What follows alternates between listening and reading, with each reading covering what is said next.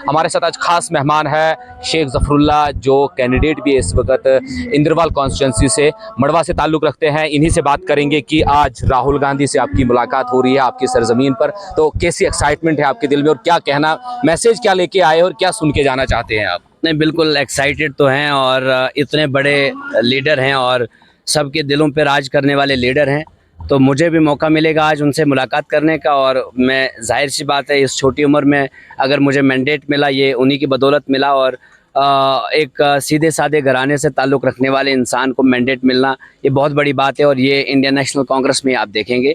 I am too much excited to meet Rahul Gandhi ji. और जिस वक्त मैं उनसे मिलूँगा तो मैं उनसे भी एक्सप्रेस करने की कोशिश करूंगा कि मैं कितना एक्साइटेड हूं और मेरे लोग कितना एक्साइटेड हैं। ये बात बहुत इंपॉर्टेंट है मेरे लिए, क्योंकि वो चाह रहे हैं कि हमारा लीडर जो है अपने लीडर से मिले आज, तो मैं आज उनसे मिलने जा रहा हूं। तो क्या मन में लेके आए हैं कि किस तरह आप अपने लोगों के एस्पायरेशन और उनके जज्बात की यहाँ पर तर्जुमानी करेंगे, और जो राहुल गांधी का जो आप विजन, आप उनके कैंडिडेट हैं, आप जानते होंगे, यहाँ पे जो स्पीच करेंगे उनका विजन किस तरह से आप आवाम में लेके जाएंगे और क्या क्या चीज़ें हैं जो आपको लाइक है या आपको लगता है कि ये हमारे नेशन और हमारे इलाके की तरक्की के लिए ज़रूरी है? राहुल गांधी जी का जो मिशन है, जो विजन है, वो ऑलरेडी लोगों तक पहुंच चुका है। हम लोगों ने अब बस और मेहनत करनी है और बहुत कुछ करना बाकी है। हिंदुस्तान भर में इस वक्त राहुल गांधी जी के चाहने वाले हैं और राहुल गांधी की सोच को हर घर ने अपनाना है। और जम्मू कश्मीर में अगर आप देखेंगे, उनके आने का इंतज़ार है इस वक्त। सारे लोग कह रहे हैं राहुल गांधी जी जम्मू कश्मीर आ रहे हैं। तो ये जो चीज़ है ना, ये इसलिए क्योंकि उनका एक विजन है, उनकी एक सोच है और जो विचारधारा उन्होंने अपनाई और जिस विचारधारा पे उन्होंने काम किया पिछले 10 साल से, जिस तरह से उन्होंने मोदी सरकार को मतलब लताड़ा और जिस तरह से इश्यूज उन्होंने रेज किए पार्लियामेंट में जाकर, और क्या मतलब यकीनन हम आज ये खुशी से कह सकते हैं कि एक पढ़ा लिखा लीडर जब होता है तो वो विजन के साथ ही अपने मुल्क को आगे ले जाता है। तो हम चाहते हैं हमारे राहुल गांधी जी प्राइम मिनिस्टर बने। हम चाहते हैं कि ऐसा पढ़ा लिखा जो ऑक्सफोर्ड में लेक्चर दे रहा हो, वो इस मुल्क को लेक्चर दे और वो इस मुल्क को रिप्रेजेंट करे एक बड़े प्लेटफॉर्म पे और इस मुल्क के प्राइम मिनिस्टर बने। ये हमारी सबकी इच्छा है। आज राहुल गांधी जी जब यहाँ पर आएंगे, आप खुद लोगों का जोश देखेंगे, आप खुद देखेंगे। और ये जोश, ये जो वलवला, ये जो जज्बा उनको लेकर है, उनके यहाँ आने को लेकर है, ये इसलिए क्योंकि उनके विजन को लगभग सबने समझा। ये वही राहुल गांधी जी हैं जो इस वक्त हिंदुस्तान के दलितों के लिए लड़ रहे हैं, ओबीसीज के लिए लड़ रहे हैं, मुसलमानों के लिए लड़ रहे हैं, आदिवासियों के लिए लड़ रहे हैं, जिनकी कोई आवाज़ नहीं थी। पार्लियामेंट में हमें दबाने की कोशिश की थी। इवन कि जब ये लीडर ऑफ अपोजिशन बने उससे पहले इनकी एक बार सदस्यता रद्द की गई एक साजिश के तहत। लेकिन खैर, फिर हिंदुस्तान में कानून भी है, अदालतें भी हैं।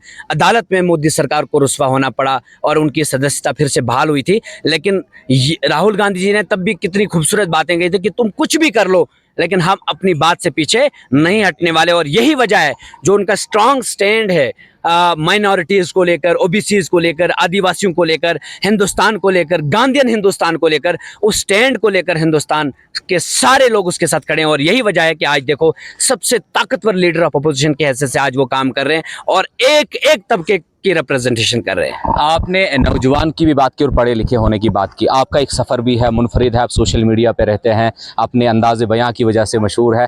तो क्या कहेंगे कि आपका जो सफ़र रहा राजनीति में आने का, नौजवानों को किस तरह आप मशाल राह बन सकते हैं अगर ये मौका आपको मिला है आज कांग्रेस की तरफ से, जो आप कह रहे हैं? देखिए, 32 साल की उम्र है मेरी और 32 साल में इतनी बड़ी पार्टी का मैंडेट मिलना, ये अपने आप में एक बहुत चमत्कारीय काम है। तो मैं समझता हूँ कि ये इंडियन नेशनल कांग्रेस ने मुझे नहीं बल्कि मेरे इलाकों को रिप्रेजेंटेशन दी, इंद्रवाल को इज्जत दी, इंद्रवाल को कहा कि लो, आपके लिए हमने एक नौजवान कायद खड़ा कर दिया, आपके लिए एक नौजवान नुमाइंदा दिया, आप इसे असेंबली में भेजिए ताकि आपकी वाइब्रेंट तरीके से आवाज़ उठे और आपके मसलों का हल निकाला जा सके। तो मैं समझता हूं कि ये रिप्रेजेंटेशन जो है, जैसे ही मैंडेट मेरा डिक्लेयर हुआ, इस मैंडेट को हासिल करने के लिए कई सारे लोग दर बदर की ठोकरें भी खाए, कई सारे लोग दिल्ली पहुंचे, कई सारे लोग कश्मीर पहुंचे, कई सारे लोग पैर पकड़ कर इवन कि पैसा तक छुप छुप के ऑफर करने की कोशिश कर रहे थे। लेकिन एट द एंड ये इंडियन नेशनल कांग्रेस है, यहाँ पर मैंडेट पैसों की बुनियाद पर नहीं, मेरिट की बुनियाद पर मिलता है। और जो मैंडेट मुझे मिला, ये मेरिट की बुनियाद पर मेरे से सीवी CV लिया गया, मेरा सारा प्रोफाइल बायोडाटा लिया गया, मेरी डेट ऑफ बर्थ तक ली गई, और उसके बाद मेरा काम जो भी है आज तक का उसको वेरीफाई करने की कोशिश की, टटोलने की कोशिश की। उसके बाद सोशल मीडिया के अकाउंट्स तक लिए गए मुझसे, फिर जाकर ये पूरा डिसीजन लिया गया।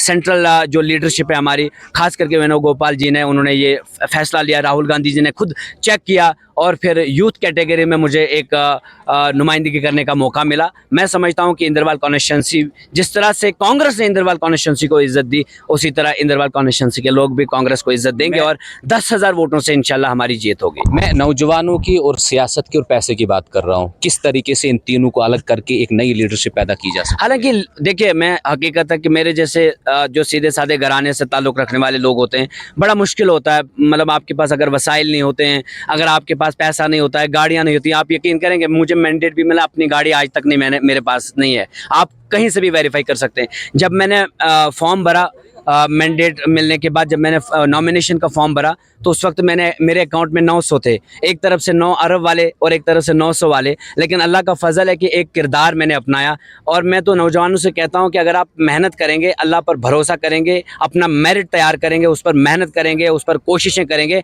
तो कभी भी ऊपर वाला आपकी मेहनत को रायगा नहीं होने देगा।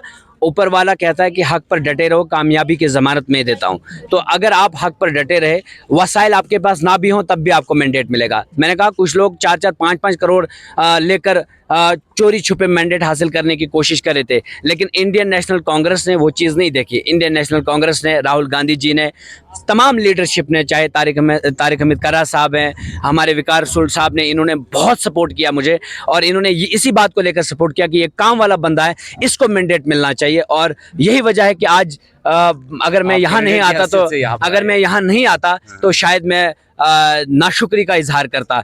तो अल्लाह का फजल है कि मैं रातों रात, जैसे मुझे पता चला कि विकार साहब की रैली में आज राहुल जी आने वाले हैं, तो मैंने कहा मैं भी इस रैली का हिस्सा बनूंगा। मेरे कुछ नौजवान साथी मेरे साथ आए, रात भर हम चले, हम सोए भी नहीं अभी तक, इस जज्बे के साथ कि हमने विकार सुल्तान साहब को भी असेंबली में देखना है, और जब मैं MLA बनूंगा तो इसका सबसे ज़्यादा क्रेडिट अगर मैं किसी को दूंगा तो वो विकार सुल्तान जी को दूंगा, और बाकी लीडरशिप जितनी भी है स्टेट की और सेंट्रल लीडरशिप, उनको दूंगा। बहुत बहुत शुक्रिया हमसे Thank बात you so करने much. के लिए। तो शेख जफरुल्लाह थे, उनका यही कहना है कि जो इन्हें मौका मिला है, राहुल गांधी की सोच है कि नौजवानों को आगे लाना है, और उसी जज्बे के तहत वो आज इंद्रवाल से, मड़वा से यहाँ पर पहुँचे हैं, और अपने लीडर, फेवरेट लीडर से मिलने की चाह है, और तमन्ना यही कि अपनी बात उनसे कह सके और उनका मैसेज जो है अपनी आवाम तक लेके जाए। इसी तरह की मजीद अपडेट्स के लिए आप देखते रहिए News 18 नेटवर्क।